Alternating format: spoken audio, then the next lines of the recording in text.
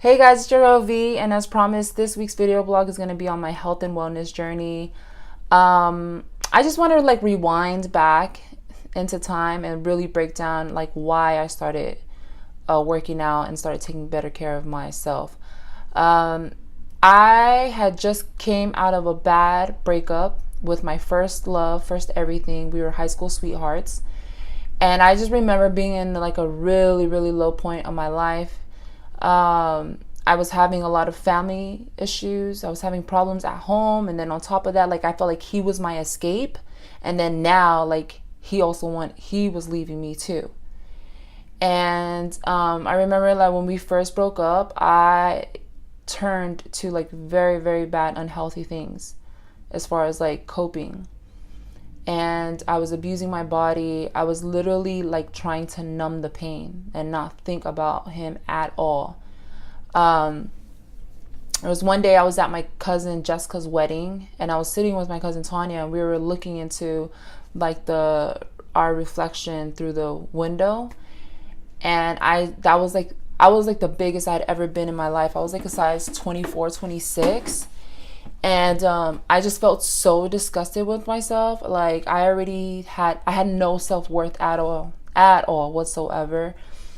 And it was then something just snapped in me. It was just no, you're not gonna let yourself go. You're not gonna let this breakup or this this period in your life hold you from growing, hold you back from getting better. And so I started working out. I started trying to, I literally would started reading, started researching things on how to what were things to distract my mind from thinking about him, because I was so attached to him emotionally and mentally that I couldn't break out of the all day thinking about him and just being so miserable and the what ifs and stuff. I literally was telling myself I don't want to, I never wanted to be those girls who's get all mopey and stuff. I'm super prideful when it comes to stuff like that. But so I literally started working out. But even when I started working out, I was so embarrassed to work out that I would only do it at night. I would only do it at nighttime. I would stay I feel I get super creative at night. So 1, 2, 3 in the morning is when I would go and work out. And there was something about working out at night and just feeling it was just me and God. That's when I used my time to have my peace and just really pray out loud. And when the weight started dropping and it started falling off is when I was of course I was feeling better about myself, but I was also looking at myself different, because I also never felt like I was pretty when I was younger. I had a really low self-esteem when I was younger, because first of all, I was always a tall girl. I was always the biggest girl in the class. I was always the slowest girl. Even we would run the mile in PE, and you had I think it was 12, 14 minutes to run it.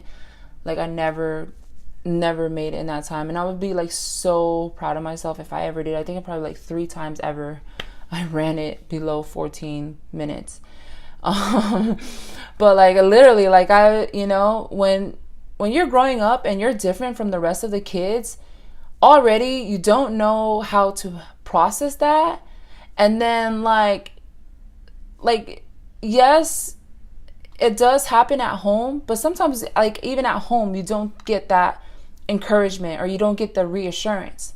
So if you don't know how to love yourself, and no one ever taught you how to love yourself, you can develop these behavior patterns, and they just carry over into your adult life, where it's you've been suppressing so much of your emotions, and you just have not been addressing these internalized issues that the way that it comes out, it just it's just a different sorry, I'm mumbling. I don't want to mumble, but that's why I am so passionate about helping young people, because I remember being that age and not having anyone to lift me up. there's already such a disconnection between the older generation and the younger generation that when it comes to really understanding what it is that we're going through and how to talk us through those things, like, there is no breakthrough, you know. And I felt like so compelled to like be that person that other like teenagers could talk to, because like I felt like I went through those same things, you know. Like I was super insecure. I had like low self-esteem. I was always the odd one out of the bunch, and I didn't know how to deal with it either. It wasn't until like I started like really working on myself and I started just like educating myself and reading, and I was just like, yo, like, it's all mental, you know. It's like we internalize these struggles and we don't know how to express ourselves, so that can lead us to doing all these different things that are not like right for us, but we don't know because we had to find out for ourselves, you know. So like my journey of like working out and stuff, when the weight started falling off, I was just like, okay, like, wow, like you are pretty, you know. And people would tell me all the time, like, you should get into modeling because of my height. But I never used to think like anything, you know. I didn't think highly of myself. So I played sports my entire life, and I was just like a super tomboy.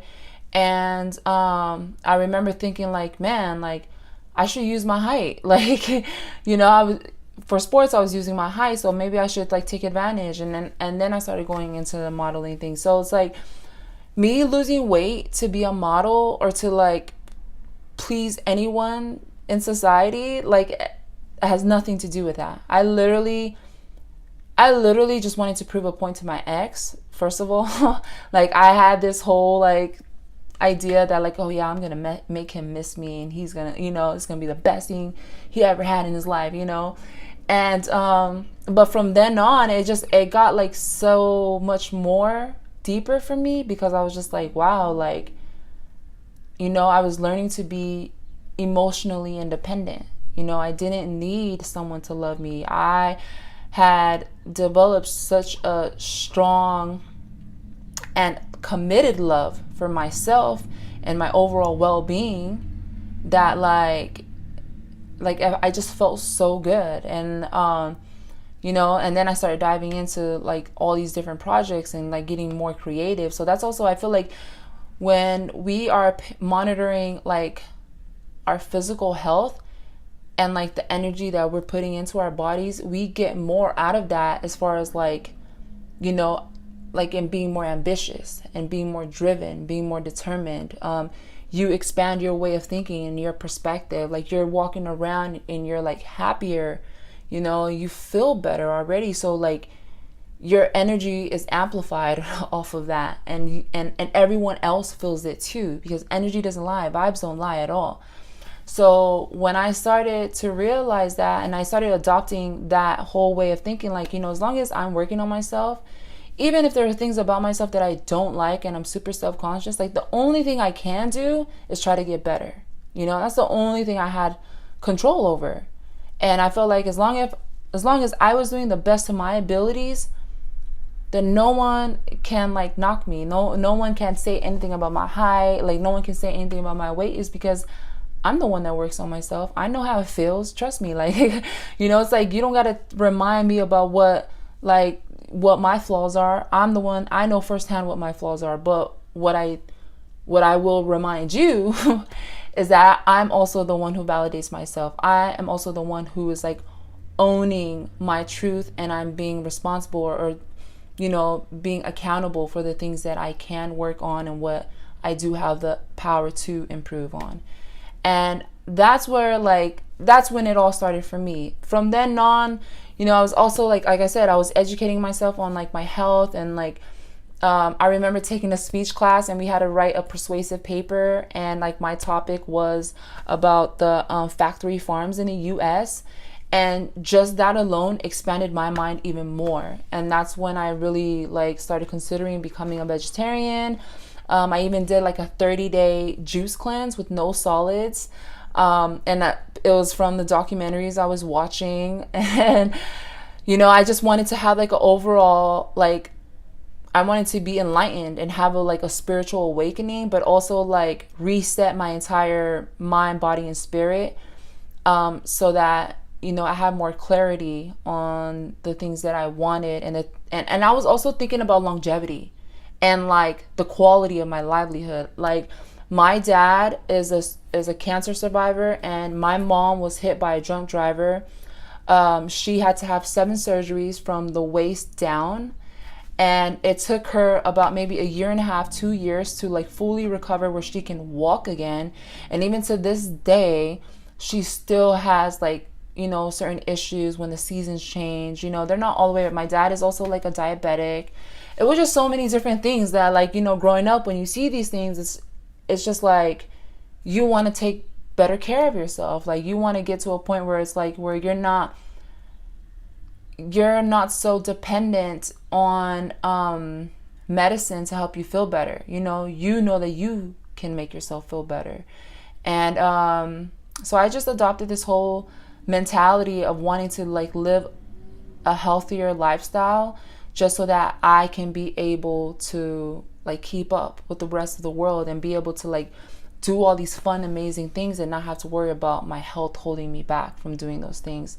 This video blog, I want to inspire you guys to really tap into those things. Tap into like what makes you feel better about yourself and how it is that you start your day. When you get up in the morning, like how do you feel about yourself? You got to do things that make you feel better about yourself, because then you attract more of those things. You attract more of those people. You attract more of those kind of situations that bring that value and that happiness into your life. Because I think ultimately we all just want to be happy. It doesn't matter how that looks like. It's the feeling that we get. That's like the entire human experience, is like wanting to feel loved and wanting to be happy, and like it's just all those different like happy-go-lucky emotions. And so working out for me, it's, and also I want to remind you that this is not like an overnight thing. This definitely took a lot of time, and you are trying to reverse like thought habits that have happened for like years. We've been conditioned to think one way about ourselves, or to view ourselves in the standards of beauties, or in the beauty standards of like society and like what they try to push on us. So I want you girls to take your time in loving yourself and actually find out what works for you. There is no such thing as a magic pill. This is not an overnight thing at all. This is a real lifestyle change of not just like becoming more active, but even in like your thought patterns, your behavior patterns, how it is that we are internalizing our struggles. How are we addressing these things? Like healthier coping mechanisms. Like I said, this is like why I'm so passionate about helping young people, because I remember feeling like that way. I remember how it felt to like not have anyone around you to support you or to kind of lead you. The disconnection between like young people and the adults, I remember having that disconnection, and I like, it's like things just go in one ear and out the other. But it's not until you see someone who literally you can see yourself in and you can identify yourself with, who's like who has the same struggles, who comes from like a similar backstory of like just being insecure, period, being self-conscious, period, and then also just being a big girl. I've been a big girl my whole life. I've never ever seen myself like as a size 10. Like I think maybe the last time I was like a size 10 was in elementary, bro. Like I literally was always a big girl. Like the way that I'm built is just way different, like from like regular normal people. So it took time for me to embrace my height. It took time for me to embrace my body. And at the same time, when I began to accept my body for what it was, that's when I was able to actually heal from like these issues. Or they weren't even issues. It was just like healing from like years of damage, to like my mental health. So it's going to take time. Trust your process. Remain active, like whether that is physically or creatively. Find the things that really make you feel good about yourself. What are your interests? What are your talents? Like, a lot of people, because I come from like a athletic, athlete background, I like to be challenged, I like to really push myself and like be like, I remember playing basketball, I was always the last person. I was always the last person when we do drills. And that was like another thing that I was like embarrassed about growing up. And now it's just like I'm owning my flaws, and it's just like, as long as I'm pushing myself and challenging myself, no one can say nothing to you. Like, no one can talk bad about you, because at least you are taking accountability to do something to make yourself feel better. You're the only one who's going to push yourself. You're the only one who's going to stop yourself at the same time. You are your biggest motivator. You are your biggest competitor. And we are also like we're the biggest critics of ourselves. So it's also like, be nice to yourself as well. Treat yourself like how you want other people to treat you, or we don't know how amazing our bodies is designed to make us feel. So that's like my number one like thing that I consider, that it's just like, I'm still even learning what my best is. I don't even know what the best Veronica looks like, because I'm still working towards it myself. I have my struggles every day, but I think as long as you are not dwelling on those things, and you are really adopting that whole idea that as long as you are bettering yourself, as long as you are trying your best to the best of your abilities, and the idea is for us to be the best possible version of ourselves. We're not comparing our journeys or comparing ourselves to anyone else as to what our best is. As long as you're doing that, no one can knock you. And I think that like with that kind of attitude, you can literally do anything. You can do anything. You can apply yourself. And it just takes time. And yeah, so that was longer than expected, but there's so much more to this conversation. And I think that moving forward, I'll begin to like really, dive in deeper. But I just wanted to plant that seed that like, it really starts with you. If there's anything else that you guys want me to elaborate on, please drop a comment in the box below. Also follow me on IG. It's at Veronica Pomee. I officially even created a Twitter. Shout out to you guys, because you guys are the ones who inspired me to do it. It's at V Pomee. And then my website is my website is veronicapomee.com. And I'm just super excited to like bring you guys in on the journey. There's definitely so much to look forward for. But for now, like, be nice to yourself, love yourself, and change and love that.